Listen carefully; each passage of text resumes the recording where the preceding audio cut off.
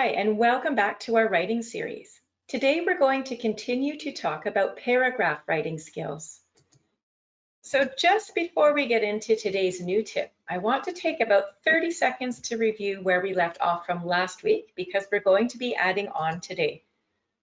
So we talked about the writing process that we should be using before we actually start to write the paragraph. So we always take a few minutes to brainstorm or to think of the ideas that we want to include in our writing. And we make a small note called an outline that keeps track of the ideas that we're creating. Once we've done that, and that whole process should take no more than, say, 3 minutes, 4 minutes at the most, we're going to actually write the paragraph. This is called drafting, writing the first copy.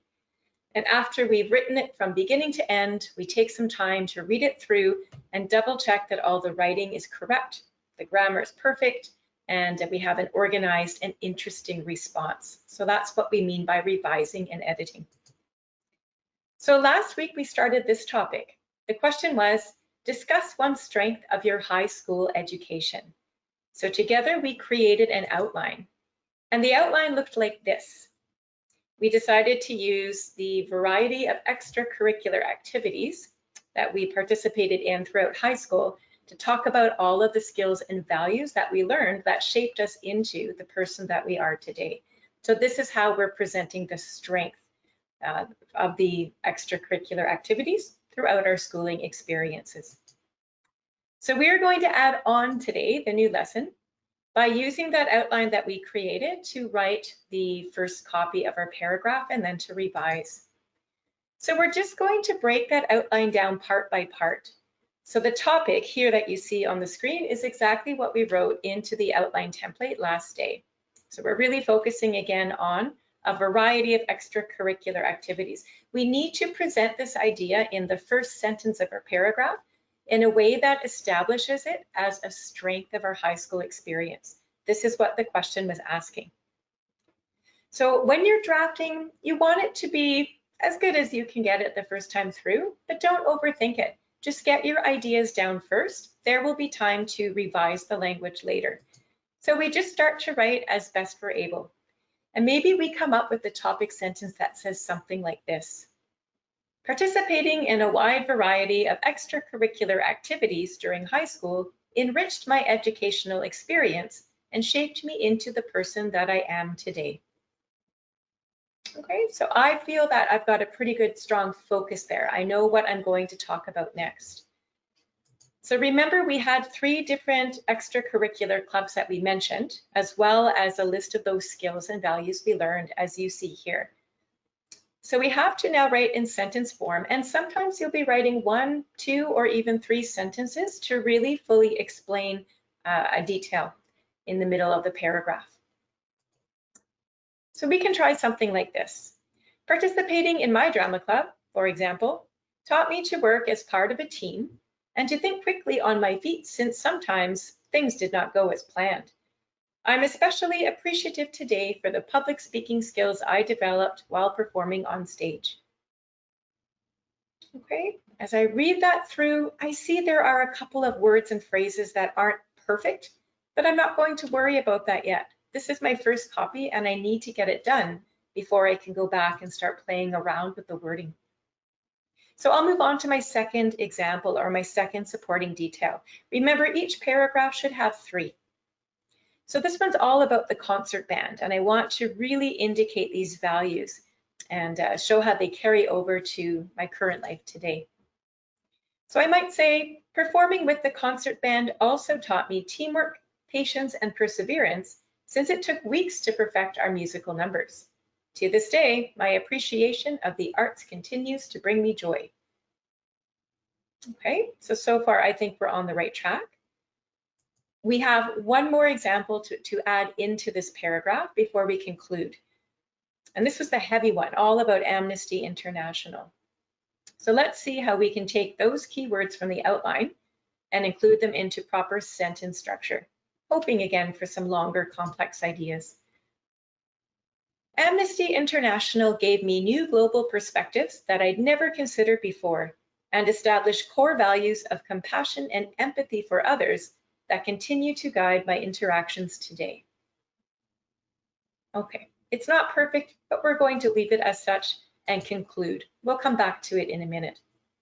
So I again want to emphasize the purpose of my writing, which was to show how the strength of my high school education was to teach me these skills and values that I'm going to use throughout life and continue to use today. So I'll try to get that down into writing in one sentence, and here's what I've come up with.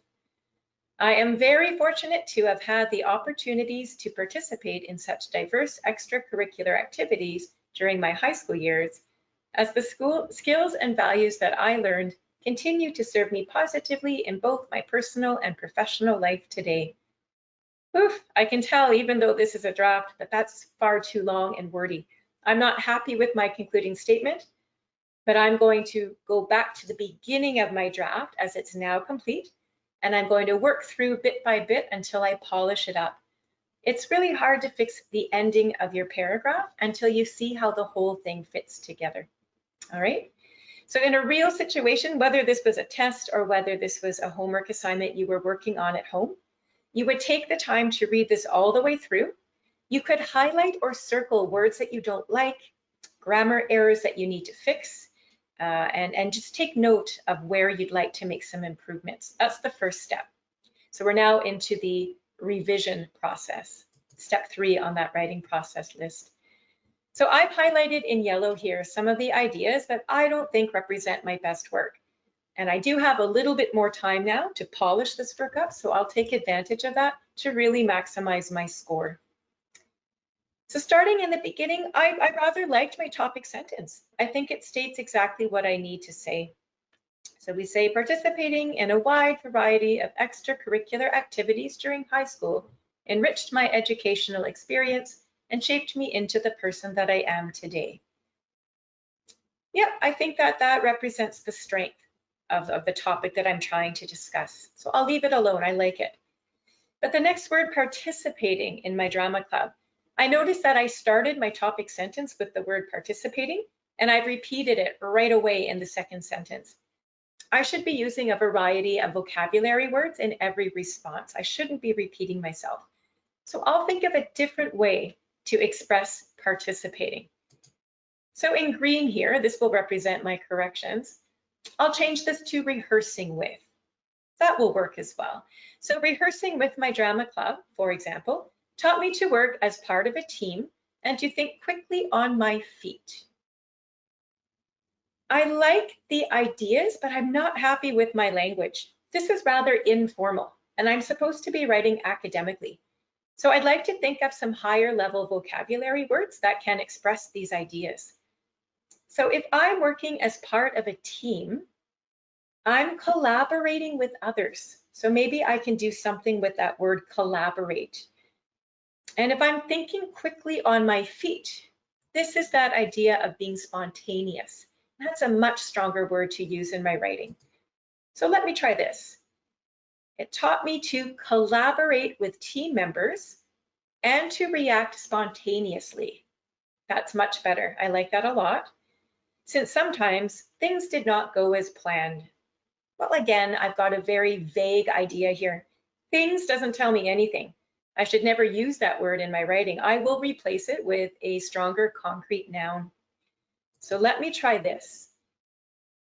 React spontaneously to solve unexpected problems. Okay, that's much clearer and more direct and more focused. So I'll continue on now as I'm happy so far with the way things are going. I'm especially appreciative today for the public speaking skills I developed while performing on stage. Performing with the concert band, and there I go again. I've just finished saying performing on stage, and I'm starting the next sentence with the same word, performing. I have to think of a different way to express that idea. The trouble is I kind of like performing with the concert band. It sounds really good together. So I maybe can go back. Performing on stage, I'm sure I can change that word out. So maybe I can try acting on stage. So it doesn't sound repetitive. Now I can continue along. Performing with the concert band also taught me teamwork, patience, and perseverance, since it took weeks to perfect our musical numbers. All right, that's a complex sentence. I like the vocabulary. I'm just going to leave it and continue. To this day, my appreciation of the arts continues to bring me joy. Amnesty International gave me new. This is my final detail for this whole paragraph, so I should really help the reader out and add in some sort of transition. Now, I might be able to think of a higher level transition, but for now, I'm a little pressed for time. I'm just going to go with one that I know will work for the final point. I'll start this sentence with finally. Finally, Amnesty International gave me new global perspectives that I'd never considered before and established core values of compassion and empathy for others. You know what? That's not the idea I'm trying to express. I already had compassion and empathy, so these skills weren't being established in the group. In fact, I was simply strengthening or focusing in on these skills. So I'm going to change my verb. It honed my core values of compassion and empathy. I don't think I need to say for others. I'm going to take that out. I think it's stronger without. It's understood that I'm speaking about other people. So I'll continue on. That continue to guide my interactions today. Well, I like the word interactions, but I don't know to whom I'm interacting with. I haven't set up any people in this sentence, so I've got to change that. Why not just rewrite it like this? It continues to guide my worldview. I think that sounds academic, and I quite like that word. It makes sense. It's precise for the meaning I want to convey. Okay, I'm finally on to my concluding statement, and I remember even as I wrote it in the draft, I wasn't happy with it. It's very long, and a lot of these words here, I am very fortunate. It's a little simple. And then extracurricular activities. Again, I've used that vocabulary before up in the beginning of my paragraph. So I'm just going to scrap this entire sentence and rewrite it. I don't want to start the sentence with I because I think I've used that word several times now throughout my writing. So let me try a different approach. What if I said, participating in numerous after-school activities during high school established and strengthened my current life skills and values that continue to serve me positively, both personally and professionally. That says what I want to say. You notice that the question initially asked me to identify a strength, so I've actually used the word strengthened in my last sentence there. It brings it back to the question and ties it all together. And again, I'm reminding the reader that having these activities certainly were a strength for me as a person growing because I'm still using these skills today. And I feel like I've done a pretty specific and direct manner of expressing these skills all the way through the paragraph. So I'm happy with the way it's turned out. This would be my final copy then, and this is the one that I would submit. Again, whether it's on the CAEL test as your short answer in the writing section, or whether it's a homework assignment that you're submitting for school. All right, hopefully you now have a better understanding of what it takes to write a paragraph and to revise it.